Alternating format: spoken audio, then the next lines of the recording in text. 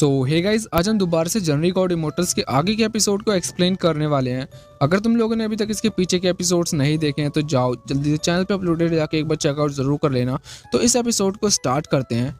तो इस पार्ट की स्टार्टिंग में हम देखते हैं कि फर्स्ट प्रिंस और सेकंड प्रिंस जो कि एक साथ इंतजार कर रहे थे यहाँ पे चियायू का। अब यहाँ पे जो चियायू था काफी लंबे समय से वहाँ पे नहीं पहुंचा था। एंड अब यहाँ पे हमारा सीन चेंज होता है। हम यहाँ पे देखते हैं कि कुछ लोग एक जगह पे खड़े हुए थे। अब यहाँ पे दोनों ही प्रिंस और साथ में जो उनके फादर थे वो भी खड़े हुए थे। अब यहाँ पे जो कुछ लोग यही बातें कर रहे थे कि यहाँ पे जो थर्ड प्रिंस है वो अभी तक क्यों नहीं आए, क्या पता कोई एक्सीडेंट हो गया हो जिस वजह से ना आ पाए हो। अब यहाँ पे मैं थोड़ी देर बाद पता चलता है कि यहाँ पे जो थर्ड प्रिंस है मतलब चियायू वहाँ पे पहुंच चुके हैं। हम ऊपर आसमान की तरफ देखते हैं कि जो सिंबल था उनके ऊपर बैठ के जो चियायू था वहाँ पे आ जाता है। अभी जो बाकी के लोग ये चीज़ देख के काफ़ी ज़्यादा हैरान थे कि उनके जो सिंबल था वो काफ़ी ज़्यादा खौफनाक या स्कैरी कह सकते हैं वो लगने लगा था। अब चियायू वहाँ पे आने के बाद अपने फादर से सॉरी बोलता है और बताता है कि यहाँ पे मुझे आने में थोड़ी देर हो गई। अब यहीं से इनकी जो एज सेरेमनी थी वो स्टार्ट हो जाती है। और फिर हम दूसरी तरफ देखते हैं कि यहाँ पे जो चियायू था अभी भी अपने फादर से सॉरी बोल रहा था। वो बताता है कि यहाँ पे मुझे पता है कि थोड़ी गलती हो गई कि यहाँ पे मुझे आने में टाइम लग गया, मगर यहाँ पे जिसके फादर थे वो बताते हैं कि अब तुम बड़े हो चुके हो और यहाँ पे तुम्हें अपनी फैसला खुद लेना जानते हो। तो यहाँ पे मुझे तुम्हारे कोई सॉरी बोलने का या फिर उससे अफसोस मांगने का कोई मुझे हक नहीं बनता। और इतना कह के वो लोग आगे की तरफ जाने लग जाते हैं। अब यहाँ पे ये सारे लोग एक जगह पे आ जाते हैं जो कि एक सुरंग टाइप की थी। अब उनमें से जो फादर थे वो बताते हैं कि यहाँ पे तुम लोगों को पता होगा कि मैं तुम लोगों से काफ़ी लंबे टाइम बाद मिल रहा हूँ और यहाँ पे मैं तुम्हें इस चीज़ का सीक्रेट भी आगे तुम्हें बताऊंगा कि ऐसा क्यों होता है, मैं तुम लोगों के साथ क्यों नहीं मिल पाता। अब यहाँ पे उनके जो फादर थे वो बताते हैं कि यहाँ पे इनके जो कुछ सीक्रेट्स और यहाँ पे चू डायनेस्टी के जाने के बाद अब यहाँ पे जो क्वीन फैमिली थी जिन्होंने इस चीज़ को संभाला है। अब यहाँ पे जो चियायू के फादर थे उन सभी से बताते हैं कि यहाँ पे फर्स्ट एम्परर जो कि क्वीन क्लैन से ही कोई था। मगर यहाँ पे ये जो चियायू था ये चीज़ सुन के हैरान हो जाता है क्योंकि उसे स्टार्टिंग में तो सिर्फ यही बताया गया था कि जो फर्स्ट एम्परर है वो तो ये नहीं है। अब जो चियायू के फादर थे वो बताते हैं कि हाँ ये तो है, मगर यहाँ पे जो यिन क्लैन था वो सबसे ज़्यादा बुरी तरह से हारा गया था इन सभी वर्ल्ड में से, और जिस वजह से यहाँ पे कुछ लोगों को यिन क्लैन का नाम लेना पड़ा। अब यहाँ पे जो चियाओ के फादर थे वो बताते हैं कि तुम्हें तो ये भी पता होगा जो फर्स्ट एम्परर के क्वीन थे उन्होंने मारा भी तो किसी ने, यहाँ पे जो सबसे बड़े पावरफुल शेंगियान थे उन्होंने उन्हें मारा था।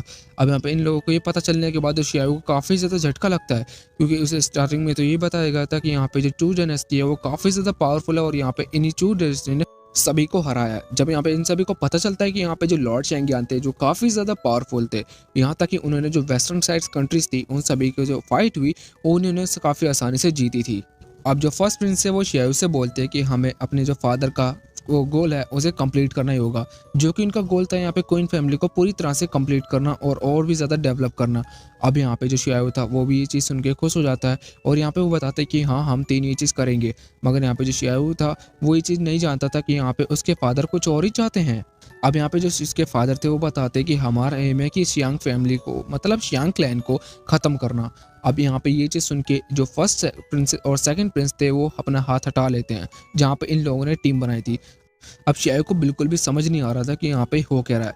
अब यहाँ पे जो चियायू के फादर थे वो चियायू से बोलते हैं कि यहाँ पे जो सेकंड ट्रूथ है कि यहाँ पे जो तुम्हारी मॉम है उनका मर्डर हुआ था, कि जैसा कि मैंने तुम्हें बताया था कि यहाँ पे वो कोई आग में जल के नहीं मरी थी, उनको किसी ने मारा गया था।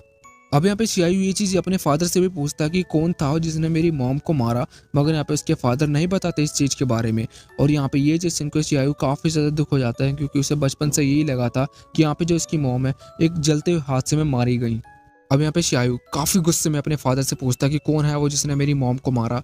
अब यहाँ पे जो चियायू के फादर थे वो बता ही देते हैं कि यहाँ पे वो अभी इस समय चू डायनेस्टी का एम्परर बन चुका है जो कि शियांग ही है। पहले के समय में जहाँ पे 10 साल पहले कि यहाँ पे जो शियांग था हर जगह आग लगाता जा रहा था। अब इस आग के बीच में यहाँ पे बहुत से क्लैन थे जो कि उसके बीच में आ चुके थे। अब इसी बीच हमारा क्लैन था वो भी आ गया था, जिस वजह से यहाँ पे तुम्हारी मॉम थी वो उसी आग के बीच में लपेटे में आ चुकी थी और इसी के साथ साथ यहाँ पे शियांग ने ही तुम्हारी मॉम को मारा था। अब यहाँ पे जो चियायू था इन सभी से कहता है कि हाँ ठीक है कोई बात नहीं, हम जाके अभी भी ख़त्म कर सकते हैं। मगर यहाँ पे जो चियायू के फादर थे वो बताते हैं कि नहीं अभी इतनी जल्दबाजी ठीक नहीं है। अब यहाँ तक कि उसके दोनों ब्रदर उसे कन्विंस करने में लग जाते हैं कि हाँ अभी हम इतने ज़्यादा बड़े नहीं है और ना ही तुम इतने बड़े हुए हो कि सीधा उससे फाइट लोगे। मगर यहाँ पे जो चियायू था वो सीधा यही सोचता है कि नहीं मैं तुम लोगों के साथ काम ही नहीं करना, कि यहाँ पे सिर्फ तुम लोग अपने बारे में सोचो, यहाँ तक कि मुझे अपनी मॉम के बारे में सोचना था। और इतना कह के वो भी वहाँ से चला जाता है। अब यहाँ पे हमारा सीन चेंज होता है, हम शियाओ को देखते हैं जो कि अकेला बैठा हुआ था। अब वहाँ पे शी टैंग थी वो भी आ जाती है। अब यहाँ पे जो शी टैंग थी शियाओ से पूछते हैं कि क्या तुम्हें कोई प्रॉब्लम है, मगर यहाँ पे शियाओ था वो बताता है कि नहीं मुझे ऐसा कुछ भी नहीं है। मगर यहाँ पे शी टैंग जानती थी कि यहाँ पे इसे कोई प्रॉब्लम है, मगर यहाँ पे ये बता नहीं रहा है। अब शी टैंग काफ़ी ज़्यादा शियाओ से पूछने के बाद मगर यहाँ पे जो शियाओ था वो अबर यही कह रहा था कि मुझे कोई प्रॉब्लम नहीं है। मगर यहाँ पे जो शी टैंग थी वो इतना कहने के बाद वहाँ से भी चली जाती है, क्योंकि यहाँ पे जो शियाओ था वो उसे नहीं बता रहा था। अब यहाँ पे हम देखते हैं कि शियाओ एक जगह पे लेटा हुआ था और यहाँ पे उसके साथ सैम्बल भी था। अब यहाँ पे सामने की तरफ देखते हैं कि एक रेड बॉल जो कि सीधा उसी के आसपास जा रही थी, मगर यहाँ पे हम देखते हैं कि वो सीधा रेड बॉल नीचे की तरफ आ जाती है। अब जो शियाओ था ये चीज़ देखने के लिए काफ़ी ज़्यादा इंटरेस्टेड था कि यहाँ पे जो उस रेड बॉल के अंदर क्या होगा। अब यहाँ पे जो शियाओ था उस रेड बॉल के पास तो आ चुका था। अब यहाँ पे वो जैसे उस रेड बॉल को उठाता है तो पीछे से एक बीस्ट आता है जो कि सीधा उसी के ऊपर अटैक कर देता है। अब यहाँ पे जिस वजह से जो उसकी रेड बॉल थी वो ऊपर की तरफ जाने लग जाती है। अब यहाँ पे जैसे वो भी उसे पकड़ना जा रहा था, मगर यहाँ पे जो शियाओ था वो भी उसे पकड़ने ही वाला था, और उतनी देर में यहाँ पे बीस्ट ने भी शियाओ को उस रेड बॉल से दूर फेंक दिया था। अब जो कि रेड बॉल ऊपर हवा में आ चुकी थी। अब देखते हैं कि जो रेड स्टोन था वो सीधा ऊपर की हवा में पहुंच चुका था। अब जो बीस्ट था वो अपनी पूरी फुर्ती के साथ ऊपर जाता है। अब ये चीज़ देख के जो शियाओ था वो भी अपनी फुर्ती के साथ ऊपर ही चला जाता है। एंड अब यहाँ पे हम देखते हैं कि जो शियाओ था वो ऊपर आने के बाद अपने वेपन को बाहर निकाल लेता है। अपने वेपन के साथ सीधा उस बीस्ट के ऊपर अटैक करने लग जाता है। अब बीस्ट जैसे ही वो देखता है कि यहाँ पे शियाओ इसके ऊपर अटैक कर रहा है तो वो भी इसके ऊपर अटैक करता है।